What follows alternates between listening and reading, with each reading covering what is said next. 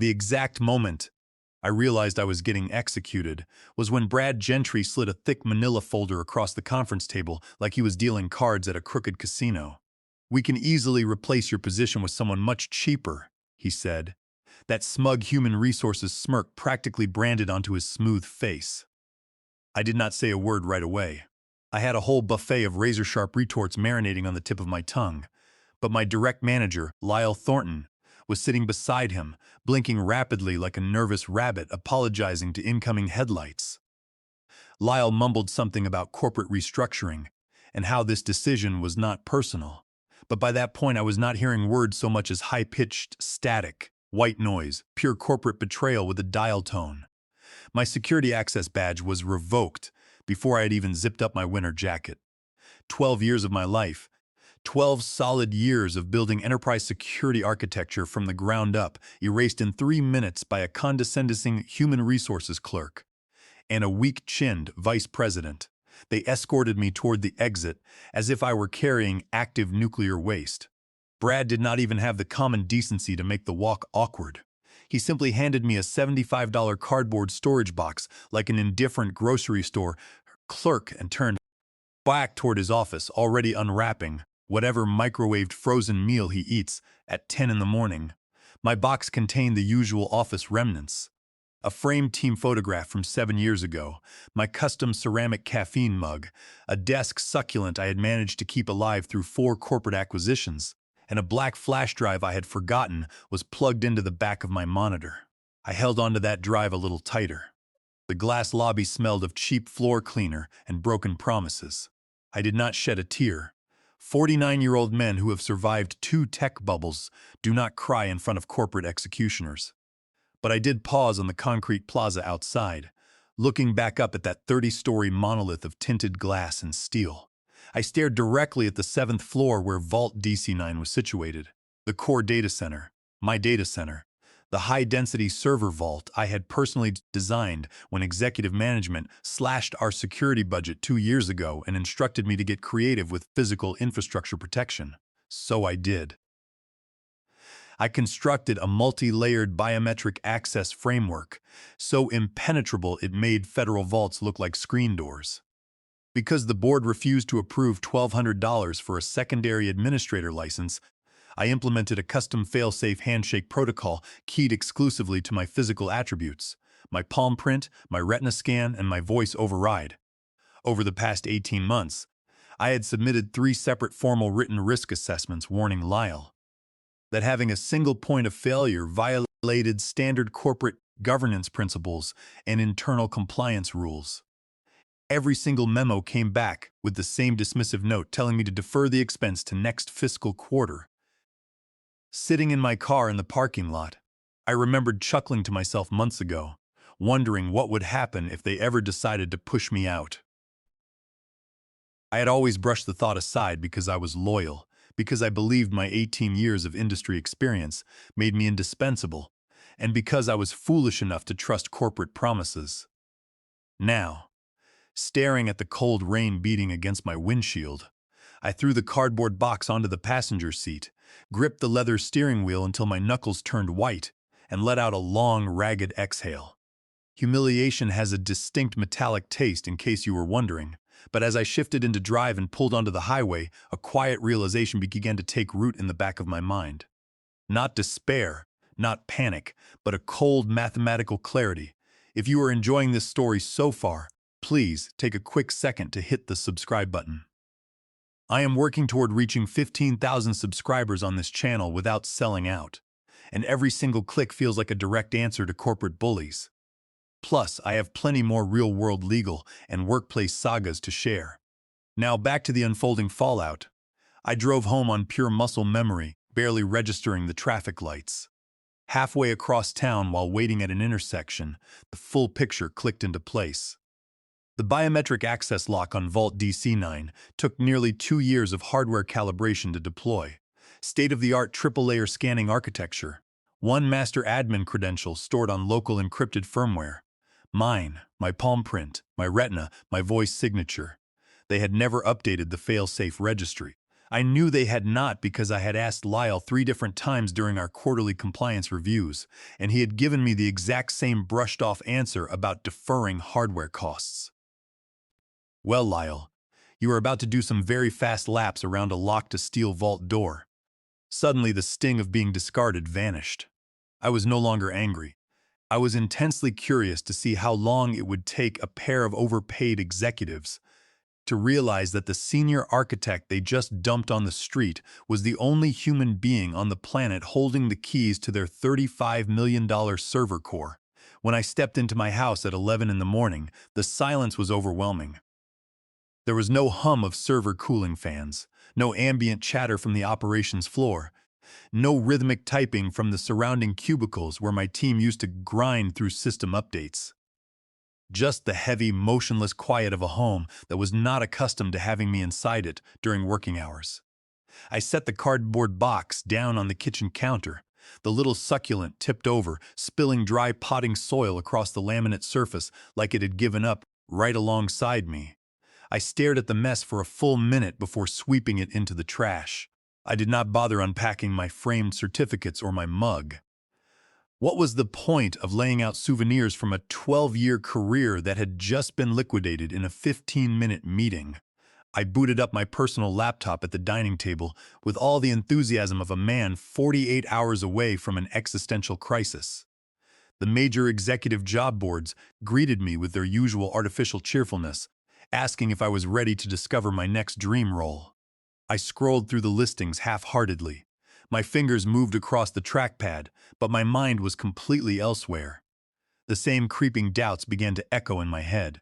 Am I getting too old for senior enterprise roles? Should I rewrite my executive summary to hide my age? Do I need to rebrand my entire background just to compete with 25-year-old kids who will work 60 hours a week for half my salary? I opened a folder titled Career Contingency that had remained untouched since the last major corporate merger. I opened my resume, stared at the bullet points describing 18 years of enterprise security engineering, and closed the file again. It all felt like ancient history that corporate leadership no longer valued. Then the phone calls began. The first incoming call arrived at 1 in the afternoon from an unlisted corporate extension. I let it vibrate across the wooden table until it went to voicemail. 45 minutes later, a second call came through from the exact same number. Then a third, spaced out with mechanical precision like someone sitting in a conference room, slowly succumbing to escalating panic. I did not pick up. There was no universe in which I was going to provide free technical support for an organization that had just marched me out of the building like a criminal. Instead, I opened a blank document and began drafting a detailed timeline of my termination, documenting every interaction, every memo, and every compliance warning I had issued over the past 2 years. Right as I was refining the timeline, my phone vibrated again. This time it was a direct text message from Grace Miller, a senior financial analyst in accounting who was one of the few people in the building with a strong moral compass and a sharp sense of humor. Her text read, "Hey Edward, weird question, but nobody on the 4th floor can get into Vault DC-9 at all. Did you update the master access codes before you left today?" I stared at the glowing screen, reading the sentence 3 times. A slow, cold smile spread across my face. I typed back a single word, no. No emojis, no explanations, just a plain statement of fact. Grace replied instantly with 3 exclamation points, followed by a message explaining that the entire executive wing was standing outside the server vault in a state of mass confusion. I set my phone on silent, flipped it face down on the table, walked to the kitchen, and poured myself a generous glass of aged Cabernet. I sat back down on the leather sofa, feeling the heavy knot of tension in my shoulders begin to uncoil. This was no longer about grief or disappointment. The narrative had shifted entirely. I was watching a corporate disaster movie unfold in real time, and the antagonists had just realized they had locked themselves inside their own trap. They wanted someone younger and cheaper. Now they were about to discover the true cost of their bargain. The first voice message hit my phone at 2:45 that afternoon, barely 3 hours after my text exchange with Grace. The call came from a mobile number I did not recognize, but the tone of the voice was instantly unmistakable. Voice message 1, Hi, Edward. This is Cody Brooks. I took over as the lead systems administrator today. I am just calling to ask if you could quickly email over the root admin credentials and biometric bypass keys for Vault DC9. It is kind of urgent because we have some maintenance scheduled. You probably just forgot to hand them over during offboarding. Haha. The forced, nervous chuckle at the end of the recording was priceless. Cody sounded exactly like the type of junior candidate Brad would hire to cut costs. A 25-year-old kid fresh out of a boot camp, brimming with arrogant buzzwords, who thought running a basic script made him an enterprise architect.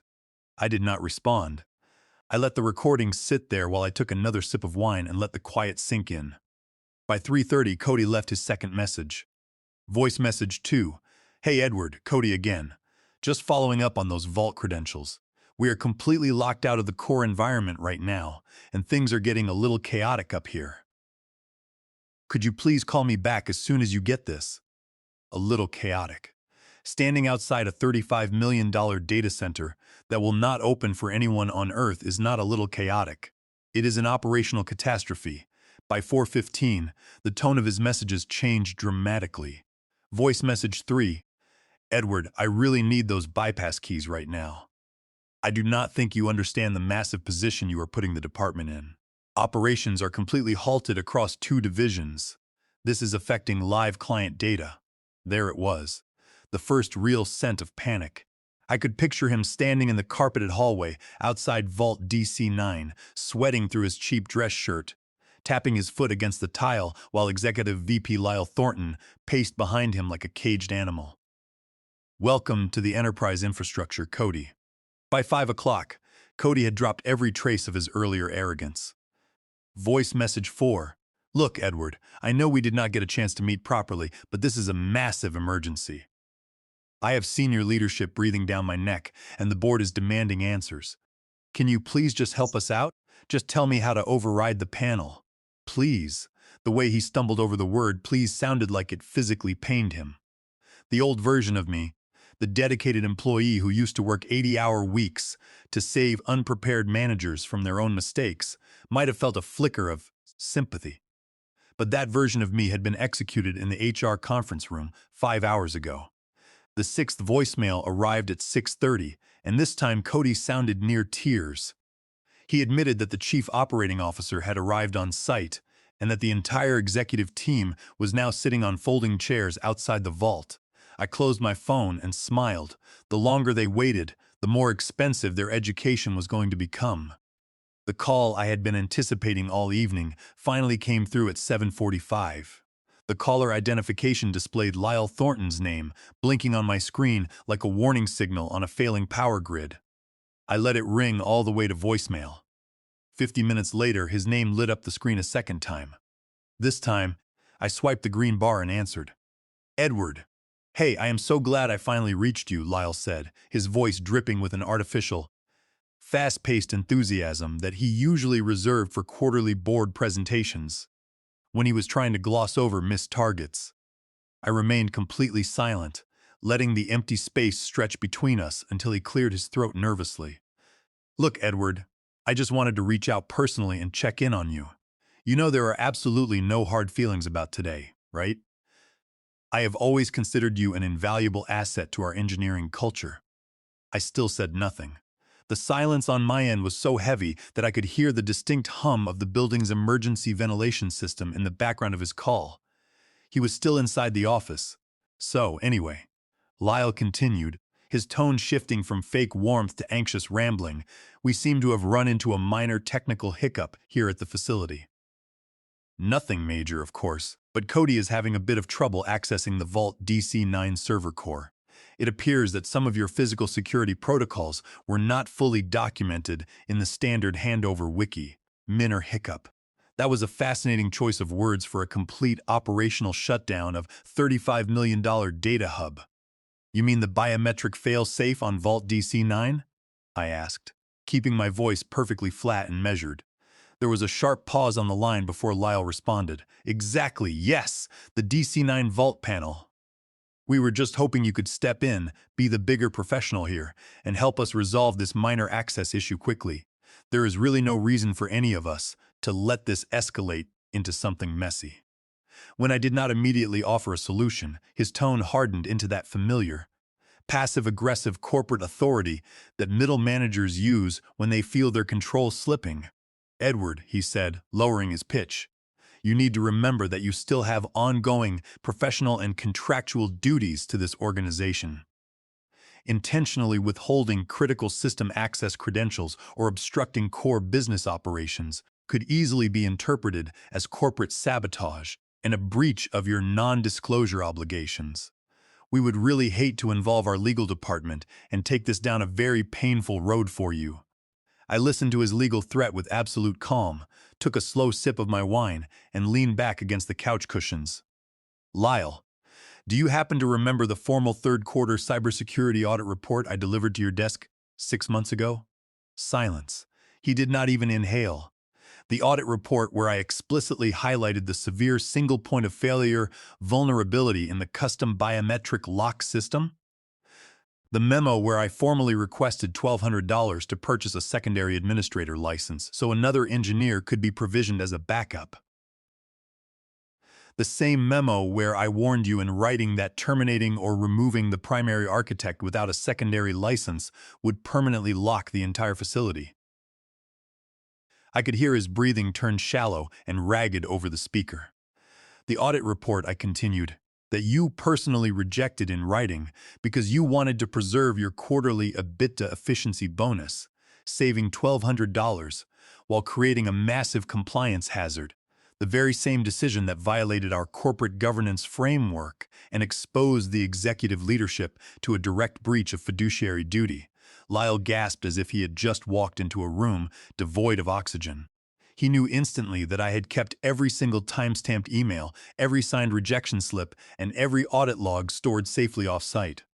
Under corporate law, knowingly ignoring documented infrastructure risks to inflate short-term executive bonuses constitutes a clear breach of fiduciary duty to the board of directors and shareholders. I did not wait for his excuses. I did not need to hear his panicked rationalizations. I simply pressed the end call button and set the phone down. By 9 o'clock that evening, my private message group with my former engineering team was exploding with notifications. The group was called System Ops Core, created years ago during a major cloud migration. Oscar, our senior infrastructure specialist, posted the first update. "You will not believe the circus happening on the 7th floor right now. Management brought in an external facilities team to try to pick the physical lock." Chloe, our facilities coordinator, chimed in immediately. "They brought in 3 external contractors with industrial toolkits and acoustic sensors. They look like they are trying to break into a bank vault." Megan from accounting added a series of updates. "Finance just calculated that our operational downtime loss has officially crossed $3.5 million per hour due to suspended client transactions. The chief operating officer and the vice president of HR are sitting on folding chairs in the hallway eating cold pizza." Oscar sent a grainy photograph taken from down the corridor. It showed 10 senior corporate executives in tailored suits, slumped against the tiled wall outside Vault DC9. Their ties loosened, their laptops dead, eating cold pepperoni pizza off paper plates at 10 o'clock at night. They looked less like corporate leaders and more like stranded passengers in a bus station after a snowstorm. I stared at the photograph for a long time. This was no longer just a petty workplace victory. It was massive strategic leverage. They had treated me as an invisible, disposable line item on a spreadsheet, assuming that an 18-year career could be replaced by a cheaper junior without any consequences. Now, their hubris was costing them millions every hour they sat on that cold floor. I opened a new document on my laptop and began drafting the exact terms under which I would even consider speaking to them again. If they wanted access to Vault DC9, they were not just going to pay for my time. They were going to pay for their arrogance. At 8:15 the following morning, the external escalation reached its breaking point. Oscar sent a high-priority message to our private group. "Edward, they just brought in an elite third-party cybersecurity team from Apex Security. They have black badges, custom diagnostic hardware, and a lead engineer who claims he can hack anything in 20 minutes. I poured a fresh cup of dark roast coffee and watched the chat updates roll in like a play-by-play broadcast of a slow-motion train wreck. Chloe posted 10 minutes later. The Apex guys attached a high-voltage diagnostic probe directly to the primary scan panel of Vault DC-9. They are trying to bypass the encrypted handshake protocol. I shook my head slowly. They did not understand the complex nature of the system they were attempting to breach. When I constructed the biometric interface during the budget cuts 2 years ago, I knew management might one day attempt a crude physical override if they ever lost control of the system. So, I installed a custom hardware safeguard into the voltage regulator behind the primary scanner panel. The safeguard was not destructive, but it was absolute. If any unauthorized technician attempted to apply external voltage or force a brute force hardware bypass, the internal controller would trigger a localized electromagnetic surge. The surge would immediately blow the main logic bus fuse, wipe the volatile local access memory, and permanently freeze the electromechanical locking pins in their fully extended positions.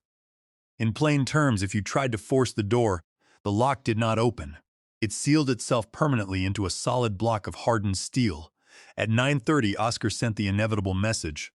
Oh my God, they just tried to jump the circuit board. There was a loud pop, a puff of ozone, and the digital display screen on Vault DC-9 went completely black. Chloe added, the lead Apex contractor just stepped back, packed his diagnostic bag, and told COO Evelyn Stanford that the primary lock is bricked.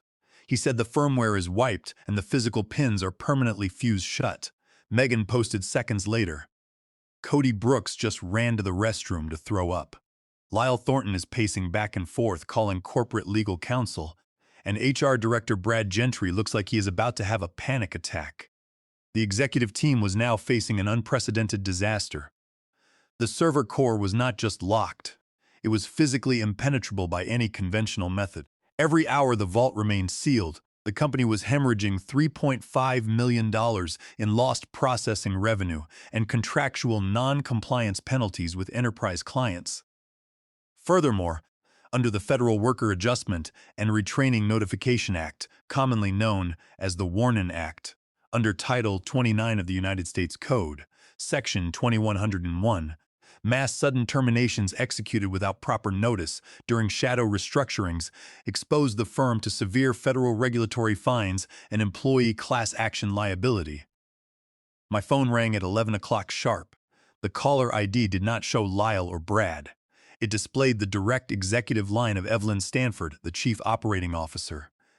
Evelyn was a formidable executive who rarely interacted with mid-level technical staff, known throughout the company for her ruthless efficiency and sharp corporate focus. I let the phone ring 4 times before answering calmly. Edward Vance, I said.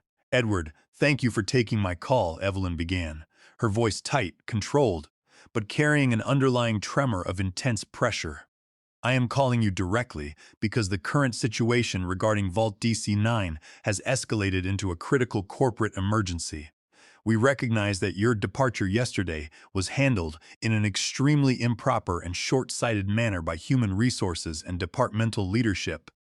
I remained completely silent, letting her absorb the weight of her own words. We are prepared to offer you immediate reinstatement into your previous role. As Senior Security Architect, Evelyn continued with a 40% salary increase, a title promotion to Executive Director of Infrastructure, and retroactive benefits. We will also issue an internal corporate memo acknowledging your foundational role in designing our enterprise architecture. I swirled my coffee mug, listening to her pitch without a trace of emotion. Mrs. Stanford, I said evenly, I am not interested in returning as an employee to an organization that treats senior engineering personnel as disposable assets. I am no longer an employee of this company. However, I am available as an independent emergency consultant. Evelyn took a sharp, audible breath. What are your consulting terms, Edward?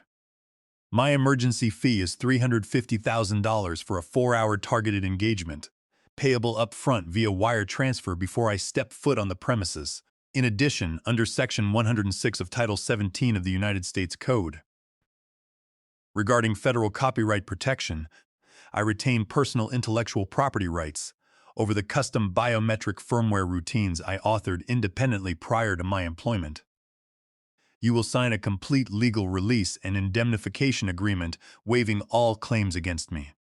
There was a long, suffocating silence on the line as the chief operating officer calculated the math. Paying $350,000 to unlock a facility that was losing $3.5 million every single hour was an absolute bargain, but it was a massive blow to executive pride. Finally, she spoke. What about the non-financial terms? First, I said. Human Resources Director Brad Gentry and Vice President Lyle Thornton will both sign a formal written statement admitting their gross negligence and compliance failures regarding the third quarter audit report. This statement will be recorded and broadcast directly to the company-wide communications channel. Second, my name will be permanently registered as the sole primary architect of Vault DC9 in all corporate filings. Once the wire transfer clears and the documents are signed, I will arrive to resolve your incident. Evelyn paused for 3 seconds before answering. The legal documents and wire transfer will be executed within 30 minutes. At precisely 1:30 that afternoon, my banking application confirmed the incoming wire transfer of $350,000. The non-financial settlement agreements, executed and signed by corporate legal counsel, were delivered to my email inbox alongside the formal written apologies from Brad Gentry and Lyle Thornton. With the legal protections fully locked in place, I grabbed my coat, grabbed my personal toolkit, and drove to the corporate headquarters for the final time. I arrived at the building at 2 o'clock. Walking through the front glass lobby felt like stepping onto a completely different stage. The receptionist looked up with wide eyes, instantly recognizing me, but this time nobody made a move to stop me or check my credentials. As I walked down the central hallway toward the executive wing, employees stood up from their cubicles. Word had spread through the internal channels like wildfire. A quiet applause started near the accounting department and quickly rippled across the floor as my former colleagues watched their discarded architect return to resolve the chaos created by executive hubris. When I reached the 7th floor, the scene outside Vault DC9 was surreal. The corridor was still littered with empty coffee cups, folded chairs, and diagnostic gear left behind by the failed Apex contractors. The main scanner panel of the vault was scorched and black, completely dead. Brad Gentry and Lyle Thornton were standing near the window, looking pale, exhausted, and utterly defeated. Neither of them dared to make eye contact with me as I walked past them. CO Evelyn Stanford stood near the vault entrance, looking composed but worn down by 30 hours of continuous corporate crisis. "You said the lock was bricked," Evelyn remarked quietly as I approached the sealed steel door. "The primary scanner panel is destroyed," I replied calmly, setting my toolkit on the floor. "But when I designed Vault DC9 2 years ago, I anticipated that an incompetent management team might eventually ruin the primary interface through improper maintenance or forced tampering. So I built a secondary fail-safe system. I walked to the adjacent wall, 5 feet to the left of the main entrance. Behind a decorative metal access plate that appeared to be part of the building's HVAC ventilation layout, I pressed a hidden mechanical release. The panel slid aside silently, revealing a secondary, hardened thermal scanning interface powered by an isolated auxiliary battery circuit. This backup interface was completely isolated from the main logic bus, immune to external voltage surges, and unmentioned in any standard documentation. I placed my palm against the cold glass surface of the secondary reader. The auxiliary display illuminated instantly, casting a clean blue glow across the wall. The system performed a rapid optical verification of my palm print, followed by an encrypted retina check. 3 seconds later, a soft synthetic chime resonated through the hallway, followed by the heavy mechanical disengagement of the primary locking pins inside the doorframe. The massive steel vault door of Vault DC9 slowly swung open, releasing a cool breeze of air from the server room inside. The server indicator lights flickered back to green across every rack, signaling the full restoration of core enterprise operations. The entire ordeal had been resolved in less than 90 seconds. I turned around to face Evelyn Stanford, Brad Gentry, and Lyle Thornton. "The $350,000 consulting engagement is complete," I announced, keeping my voice calm and professional. Your core infrastructure is fully online, your data is intact, and your system access has been restored. My non-exclusive firmware license is hereby terminated, and any future maintenance will require a new formal agreement at my standard consulting rate." Evelyn nodded slowly, offering a brief, respectful nod of her head. "Thank you, Edward," she said quietly. "You have proven beyond any doubt who actually built this company's backbone." I did not offer a hand to Brad or Lyle. I did not waste time gloating or making speeches. I simply picked up my toolkit, adjusted my coat, and turned toward the exit. As I walked down the corridor toward the elevators, I heard the automated notification ping across every employee computer in the building. As the mandatory corporate broadcast went live, distributing the signed apologies and compliance failure admissions of the two men who had tried to discard me 24 hours earlier. Stepping out of the building into the afternoon sunshine, I took a deep, clear breath. I had walked into that building 12 years ago, as an eager engineer trusting corporate promises. I left it as a free man with $350,000 in the bank, complete legal vindication, and the absolute satisfaction of showing corporate leadership exactly what happens when you treat real technical expertise as disposable.